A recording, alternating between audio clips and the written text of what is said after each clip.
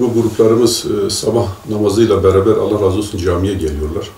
Tabii bizim derneğimiz de var, dernek binamız da var. Ben sabah namazına geldiğim zaman artık eve gitmiyorum. Yani istisnai durumlar hariç bazen böyle bir acil iş olduğu zaman veyahut işte misafir falan geldiği zaman sabah namazıyla beraber geliyoruz. Sabah namazımızı camimiz İmam Buhari Mescidi her ne kadar cismen küçük ise de elhamdülillah cemaati bayağı kalabalıktır. Yani böyle 40-50 kişiden sabah namazını şey etmiyoruz. Yani en az 40-50 kişi geliyor, iştirak ediyor. Şimdi namaz kıldıktan sonra biz adet edilmişiz. Haftanın 4 günü. Pazartesi, salı, çarşamba, perşembe günleri biz cüz dağıtıyoruz. En azından bir hatmi şerif okuyoruz. Hatim okunduktan sonra tabi cemaat gitmiyor gençler. Biz onlarla Kur'an'ın tefsiri olsun, hadis olsun, siyer olsun, fıkıh olsun, yani İslami ilimler noktasında çalışmalarımız var. Biz öğleye kadar gençlerle çalışıyoruz, ders işliyoruz. O üniversite hazırlığında olan gençler çalışıyorlar. Veyahut sınavı olan gençler sınavlarına çalışıyorlar.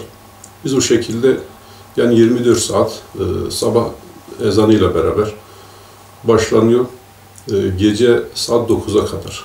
Yani yatsı namazından sonra 9'a kadar işte etüt çalışmalarımız, müzakerelerimiz, ilmi çalışmalarımız bu gençlerle beraber böyle 40-50 tane genç var. Onlarla beraber çalışıyoruz. Tabii sağdan soldan da cemaatimiz geliyor, Allah razı olsun.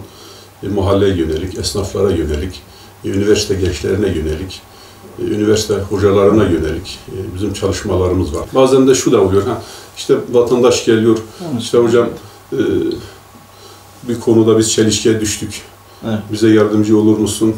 İşte bazı miras konusunda veyahut talak konusunda veyahut işte abdest konusunda, namaz konusunda bazen millet geliyor. Onlara böyle bir şeyler de söylemeye çalışıyoruz. Genelde böyle kavgalar, sürtüşmeler oluyor. Yani ondan sonra cenazeler oluyor, düğünler oluyor, mevlidler oluyor. Yani ben 30 yıllık görevim esnasında hiç halktan kopmadım yani. Sürekli halkın içindeyim. Bazen böyle sürtüşmeler, anlaşmazlıklar olduğu zaman özellikle de barış dediğimiz konularda gidip insanları barıştırmaya çalışıyoruz.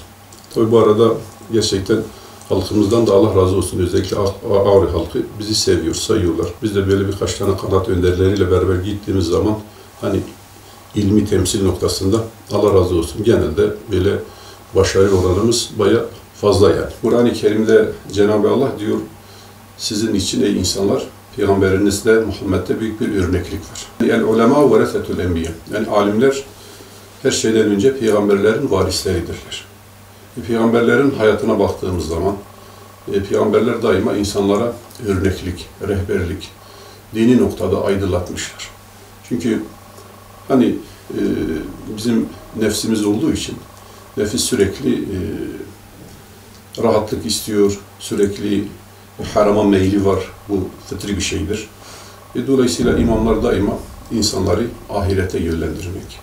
İnsanlara her konuda, sadece ibadet noktasında değil.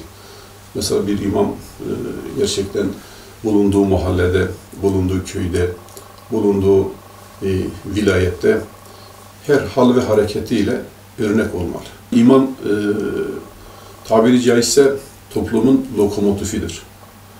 Hani yine bir hadis-i şerifinde Efendimiz sallallahu aleyhi ve sellem diyor, insanların içerisinde 2 tane grup, zümre var. Eğer diyor bunlar iyi olursa toplum da iyi olur. Eğer bunlar kötü olursa toplum da kötü oluyor. Birisi ümera, yöneticiler, birisi de alimler.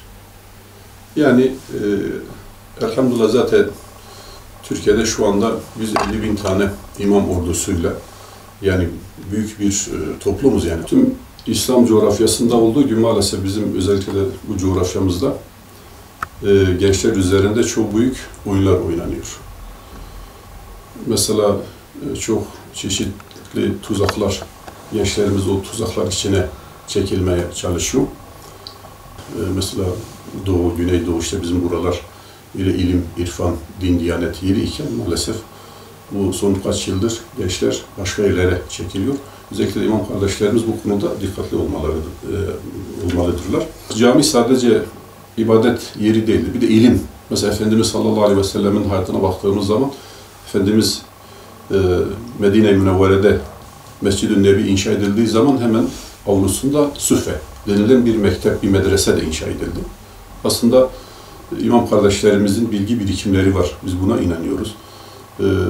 Kendi camilerini birer Süfe medresesine çevirebilirler. Gençlerimizi yani ulûm-i diniye ile beraber bir de funun, yani fenni ilimlerle de eski medreselerin hani gerçekten o nizamiye medreselerine baktığımız zaman hem ilim hem fen. Gençlerimiz hem ilmi tedrisatlarını yapsınlar, bunun yanında bir de üniversite okusunlar. Mesela şu anda biz de aynı şekilde ortaokulunu bitirip gelen gençlere biz hemen ön ayak oluyoruz. Aileleriyle diyalog geçiyoruz, hemen liseye, dışarıdan kayıt ediyoruz. İmkanı olanları içeriden okumak için teşvik ediyoruz. İmam Hatip olur, başka liseler olur. Liseyi bitirmiş ise hemen üniversite kaydediyoruz.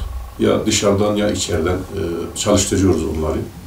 Hatta mesela böyle Suudi Arabistan olur, işte mesela Medine-i Münevvere'de olur, başka İslam ülkelerine isterlerse oralara da gönderiyoruz. Hani mesela kendi şeyleri tamamlasınlar. Böyle eli öpülesi, böyle bu konuda gecesini gündüzüne katarak gerçekten çalışan ve elle tutulan çok böyle değerli alimlerimiz, hocalarımız, seydalarımız da var. Allahu Ekber, Allahu Ekber. Eşhedü en la ilahe illallah. Eşhedü enne Muhammeden Resulullah. Hayy alel salati, hayy alel felah. Kad kâmetis salatu, kad kâmetis salah. Allahu Ekber, Allahu Ekber, la ilahe illallah. Allahu dereceten rafi'aten âliye. İlahi vasfı makamen mahmuden illezî vaadteh. Allahümme inneke la tuhliful mi'ad. Verzukna ziyaretehu ve şefaattehu bi rahmetika ya erhamer rahim.